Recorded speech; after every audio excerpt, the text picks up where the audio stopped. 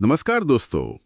आज हम एक बहुत ही गहरे और दिलचस्प सवाल पर बात करने वाले हैं। चेतना, कॉन्शियसनेस। और क्या ये हमारे शरीर, हमारे दिमाग के खत्म होने के बाद भी बनी रह सकती है? जी, ये सवाल हजारों सालों से पूछा जा रहा है और आज हमारे पास स्टीवन हॉली मार्टिन की किताब लाइफ आफ्टर डेथ के कुछ अंश है जो इस पर नई रोशनी डालते हैं। हाँ, और ये अंश उस आम धारणा को चुनौती देते हैं कि हम और ये पूरा ब्रह्मांड बस एक तरह की मशीनें हैं। मतलब ये कहते हैं कि शायद चेतना दिमाग से भी ज्यादा बुनियादी चीज है। बिल्कुल, वो जो सदियों पुरानी भौतिकवादी सोच है जिसे थॉमस हॉब्स से जोड़ा जाता है कि सब कुछ बस पदार्थ है, ये किताब उसे सिरे से नकारती है। तो किताब का मुख्य तर्क क्या है? वो ये कह रही है कि हम असल में चेतना है, एक तरह की जीवन शक्ति। हाँ, मतलब चेतना प्राथमिक है, दिमाग नहीं। किताब में डॉक्टर ब्रूस ग्रेसन के काम का जिक्र है। वो कहते हैं कि दिमाग चेतना पैदा नहीं करता। पैदा नहीं करता तो फिर क्या करता है? वो शायद एक रिसीवर की तरह है, जैसे रेडियो तरंगों को पकड़ता है, वैसे ही दिमाग चेतना को ग्रहण करता है, उसे फिल्टर करता है। तो जो हम दिमाग की गतिविधि और विचारों में संबंध देखते हैं, वो जरूरी नहीं कि कारण और प्रभाव वाला हो। अच्छा, ये तो सोचने का बिल्कुल अलग नजरिया है। मतलब दिमाग एक एंटीना जैसा। हाँ, कह सकते हैं। विज्ञान अक्सर चीजों को टुकड़ों में तोड़कर देखता है, न्यूरॉन्स, केमिकल्स, पर चेतना शायद इन सब का जोड़ मात्र नहीं है, वो कुछ और है। तो किताब में या डॉक्टर ग्रेसन के हवाले से इस बात के क्या सबूत दिए गए हैं कि चेतना दिमाग से परे है? मुख्य रूप से 4 तरह के सबूतों का जिक्र है। पहला है टर्मिनल लूसिडिटी। टर्मिनल लूसिडिटी ये क्या होता है? ये वो स्थिति है जब कोई व्यक्ति जो लंबे समय से, मान लीजिए एल्जाइमर या ब्रेन ट्यूमर की वजह से बिल्कुल भ्रमित या बेहोश रहा हो, वो मरने से ठीक पहले अचानक एकदम साफ सचेत हो जाता है, बातें करने लगता है, पहचानने लगता है। अच्छा, जैसे किताब में वो 42 साल के व्यक्ति का उदाहरण है जिसे ब्रेन ट्यूमर था। जी हाँ, वो मृत्यु से कुछ घंटे पहले बिल्कुल स्पष्ट हो गया।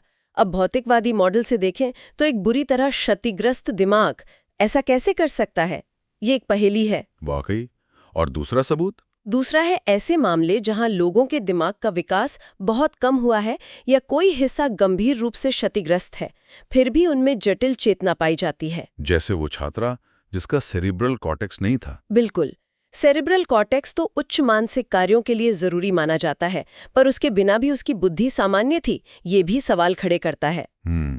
और तीसरा सबूत तो शायद सबसे ज्यादा सुनने में आता है, नियर डेथ एक्सपीरियंस, एनडीईज। जी, एनडीएस। जब किसी का दिल रुक जाता है या दिमाग काम करना बंद कर देता है, मतलब चिकित्सकीय मौत की स्थिति में, तब भी लोग बहुत स्पष्ट और बदलने वाले अनुभव बताते हैं। किस तरह के अनुभव? बहुत शांति महसूस करना, अपने शरीर से बाहर निकल जाना, किसी सुरंग से गुजरना, तेज रोशनी देखना या फिर पहले गुजर चुके रिश्तेदारों या दोस्तों से मिलना। हाँ, मैंने सुना है।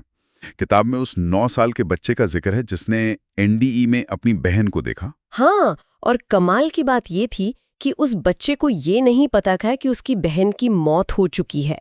परिवार को भी ये खबर बाद में मिली, तो उसने वो जानकारी कहाँ से पाई? ये तो सचमुच चौंकाने वाला है। और पाम रेनॉल्ड्स का मामला भी इसी से जुड़ा है। जी, पाम रेनॉल्ड्स का केस बहुत महत्वपूर्ण है। उनकी ब्रेन सर्जरी हो रही थी, जिसके लिए उन्हें चिकित्सकीय रूप से मृत अवस्था में लाया गया था। शरीर का तापमान बहुत कम, दिल और दिमाग ने काम करना बंद कर दिया था। हाँ, मैंने पढ़ा है। उनकी आंखें बंद थीं, कानों में ईयर प्लग लगे थे जो आवाज रोक रहे थे। सही।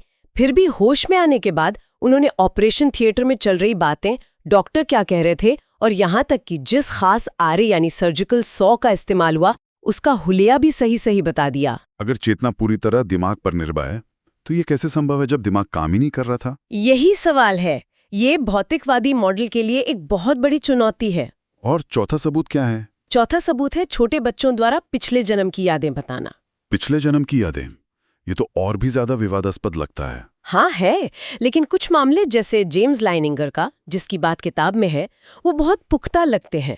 वो बच्चा रात में चीखता था, विमान में आग लगी है, मैं बाहर नहीं निकल सकता। और उसने किसी पायलट के बारे में बताया था। हाँ, उसने दूसरे विश्व युद्ध के एक अमेरिकन पायलट जेम्स ह्यूस्टन के बारे में इतनी सटीक जानकारी दी। उसके विमान का नाम, कॉर्सैर, उसके जहाज का नाम नटोमा बे, उसके एक साथी पायलट का नाम जैक लार्सन, उसकी मौत कैसे हुई, ये सब बातें जो एक छोटे बच्चे के लिए जानना असंभव था और जिन्हें बाद में वेरीफाई किया गया। बाप रे, ये तो वाकई हैरान करने वाला है। तो ये चारों तरह के सबूत, टर्मिनल ल्यूसिडिटी, कम विकसित दिमाग में चेतना, एनडीज और पिछले जन्म की यादें, ये सब क्या इशारा कर रहे हैं? ये सब मिलकर इस संभावना की ओर इशारा करते हैं कि चेतना शायद भौतिक दिमाग तक ही सीमित नहीं है। वो शायद दिमाग से स्वतंत्र रूप से काम कर सकती है और शायद शरीर के मरने के बाद भी बनी रह सकती है। किताब में चेतना की गैर स्थानीय प्रकृति की भी बात है। इसका क्या मतलब है? गैर स्थानीय मतलब जो समय और स्थान की सीमाओं में बंधी ना हो, जैसे ESP, एक्स्ट्रा सेंसरी परसेप्शन या रिमोट व्यूइंग। रिमोट व्यूइंग, वो जो अमेरिकी सेना का स्टारगेट प्रोग्राम था। हाँ बिल्कुल, ड्यूक यूनिवर्सिटी में JB राइन के काम से लेकर स्टारगेट प्रोग्राम तक ऐसे शोध हुए हैं जो बताते हैं कि कुछ लोग दूर की जगहों की जानकारी बिना किसी ज्ञात इंद्रिय के हासिल कर सकते हैं। ये भी इशारा करता है कि चेतना शायद हमारे शरीर या दिमाग में कैद नहीं है। और वो माध्यमों पर जो शोध हुआ डॉक्टर जूरी बेशेल का। जी, डॉक्टर बिशेल ने बहुत ही नियंत्रित वैज्ञानिक परिस्थितियों में ये जांचने की कोशिश की कि क्या कुछ लोग, जिन्हें माध्यम कहा जाता है, वो मृत व्यक्तियों के बारे में ऐसी सटीक जानकारी दे सकते हैं जो सामान्य तरीकों से जानना संभव ना हो, और उनके नतीजों में ऐसा पाया गया। मतलब धोखाधड़ी या संकेतों के बिना भी सटीक जानकारी मिली? हाँ, उनके प्रयोगों को इसी तरह डिजाइन किया गया था कि धोखाधड़ी, संयोग या कोल्ड रीडिंग जैसी चीजों की संभावना कम से कम हो। एक और चीज का जिक्र है किताब में, अंग प्रत्यारोपण, ऑर्गन ट्रांसप्लांट के बाद लोगों में बदलाव आना। हाँ, ये भी बड़ा दिलचस्प पहलू है। कुछ ऐसे किस्से दर्ज हैं जहां अंग पाने वाले व्यक्ति में डोनर की आदतें, पसंद नापसंद या यहाँ तक कि कुछ यादें भी आ गईं। जैसे वो चिकन नगेट्स और बियर वाला किस्सा। जी, एक व्यक्ति को दिल प्रत्यारोपण के बाद अचानक चिकन नगेट्स और बियर बहुत पसंद आने लगे, जो उसे पहले बिल्कुल पसंद नहीं थे। बाद में पता चला कि ये उसके हृदयदाता डोनर की पसंदीदा चीजें थीं। तो ये क्या बताता है? क्या यादें या पसंद सिर्फ दिमाग में नहीं होते? ये इसी संभावना की तरफ इशारा करता है। शायद चेतना या कम से कम उसके कुछ पहलू, जैसे यादें या पसंद, सिर्फ न्यूरॉन्स के जाल तक ही सीमित नहीं है, बल्कि शरीर में और भी फैली हो सकती हैं। इसे सेलुलर मेमोरी भी कहा जाता है। हालांकि ये अभी बहुत शुरुआती चरण का विचार है। तो दोस्तों, अगर हम इन सब बातों को जोड़कर देखें, NDEs, टर्मिनल ल्यूसिडिटी, पिछले जन्म की यादें, रिमोट व्यूइंग, माध्यम शोध, अंग प्रत्यारोपण के किस्से, ये सब मिलकर क्या तस्वीर बनाते हैं? ये सब मिलकर उस भौतिकवादी नजरिए को गंभीर चुनौती देते हैं जो कहता है कि चेतना बस दिमाग की उपज है और शरीर के साथ ही खत्म हो जाती है। ये स्रोत तर्क देते हैं कि चेतना शायद ज्यादा मौलिक है, ज्यादा आधारभूत, और शायद मृत्यु के बाद भी बनी रहती है।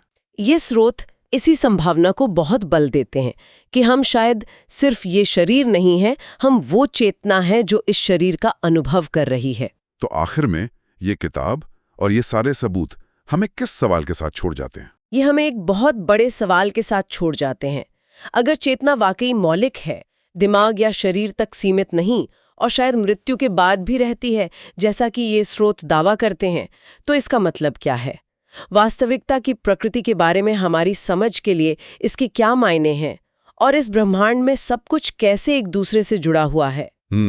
ये सोचने वाली बात है कि शायद हम सब उस एक बड़ी चेतना का हिस्सा हैं। ये एक संभावना है जिस पर दुनिया भर की कई आध्यात्मिक परंपराएं भी बात करती आई हैं। ये स्रोत वैज्ञानिक नजरिए से उसी दिशा में कुछ संकेत दे रहे हैं। ये निश्चित रूप से हमें अपनी पहचान और अस्तित्व के बारे में गहराई से सोचने पर मजबूर करते हैं।